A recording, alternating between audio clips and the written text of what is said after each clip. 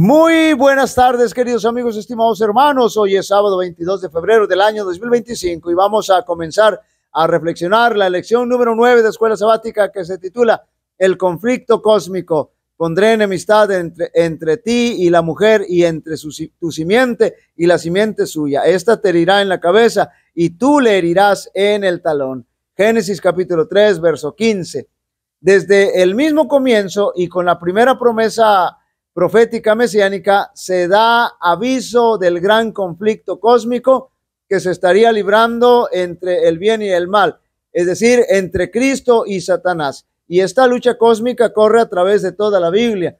En primera instancia, el enemigo hace todo lo posible para que finalmente la simiente de la mujer no llegue a la existencia, y hace todo lo posible por eliminar, note bien, la descendencia de donde vendría el Mesías, el linaje de donde vendría el Mesías. Pero todo fue inútil, y cuando finalmente nace Jesús, el enemigo nuevamente intensifica el conflicto para acabar con el Mesías desde su niñez, desde su nacimiento. Y cuando Satanás pensaba que había acabado con la simiente de la mujer en la cruz del Calvario, se da cuenta que es todo lo contrario, y entonces se va a intensificar el conflicto contra la mujer, contra la iglesia, contra nosotros mismos, y es ese conflicto el que nos ha ocupado desde entonces. Y esta es una realidad que nadie debe negar, y mucho menos confiarse ni descuidarla. La Escritura revela con toda certeza que estamos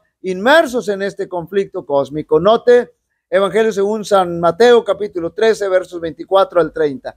Les refirió otra parábola diciendo: el reino de los cielos es semejante a un hombre que sembró una semilla en su campo, pero mientras dormían los hombres, vino su enemigo y sembró cizaña entre el trigo y se fue. Y cuando salió la hierba y dio fruto, entonces apareció también la cizaña. Vinieron entonces los siervos del padre de familia y le dijeron: Señor, ¿no sembraste buena semilla en tu campo? ¿De dónde pues tiene cizaña? Él les dijo: un enemigo ha hecho esto. Y los siervos le dijeron: ¿quieres pues que vayamos y la arranquemos? Y él les dijo: no sea que al arrancar la cizaña arranquéis también con ella el trigo. Dejad crecer juntamente lo uno y lo otro hasta la siega, y al tiempo de la siega yo diré a los segadores: recoged primero la cizaña y atadla en manojos para quemarla, pero recoged el trigo en mi granero. 37 al 39. Respondiendo él les dijo: el que siembra la buena semilla es el Hijo del Hombre, el campo es el mundo, la buena semilla son los hijos del reino y las cizañas son los hijos del malo. El enemigo que la sembró es el diablo, la siega es el fin del siglo y los segadores son los ángeles. Apocalipsis capítulo 12, versos 7 al 10. Después hubo una gran batalla en el cielo. Miguel y sus ángeles luchaban contra el dragón, y luchaban el dragón y sus ángeles, pero no prevalecieron, ni se halló ya lugar para ellos en el cielo, y fue lanzado fuera el gran dragón, la serpiente antigua, que se llama Diablo y Satanás, el cual engaña al mundo entero. Fue arrojado a la tierra, y sus ángeles fueron arrojados con él. Entonces oí una gran voz en el cielo que decía: ahora ha venido la salvación, el poder y el reino de nuestro Dios y la autoridad de su Cristo, porque ha sido lanzado fuera el acusador de nuestros hermanos, el que los acusaba delante de nuestro Dios día y noche. No debemos rechazar esta gran verdad, y mucho menos descuidarlo y confiarnos, porque el conflicto es real y no debemos confiarnos ni descuidarnos. Tenemos que ocuparnos al respecto, porque la Escritura nos da mucha luz al respecto. Durante esta semana habremos de buscar respuesta a las siguientes dos preguntas. Número 1, ¿dónde enseña la Escritura que existe un conflicto cósmico entre Dios y Satanás? Número 2, ¿cuál es la naturaleza de este conflicto según las Escrituras? Es imposible explicar el origen del pecado y dar razón de su existencia. Sin embargo, se puede comprender suficientemente lo que atañe al origen y a la disposición final del pecado. para hacer enteramente manifiesta la justicia y la benevolencia de Dios en su modo de proceder contra todo mal. Nada se enseña con mayor claridad en las Sagradas Escrituras que el hecho de que Dios no fue en nada responsable de la introducción del pecado en el mundo y de que no hubo retención arbitraria de la gracia de Dios ni error alguno en el gobierno divino que dieran lugar a la rebelión. El pecado es un intruso y no hay razón que pueda explicar su presencia. Es algo misterioso e inexplicable. Excusarlo equivaldría a defenderlo. Si se pudiera encontrar alguna excusa en su favor o señalar la causa de su existencia, dejaría de ser pecado.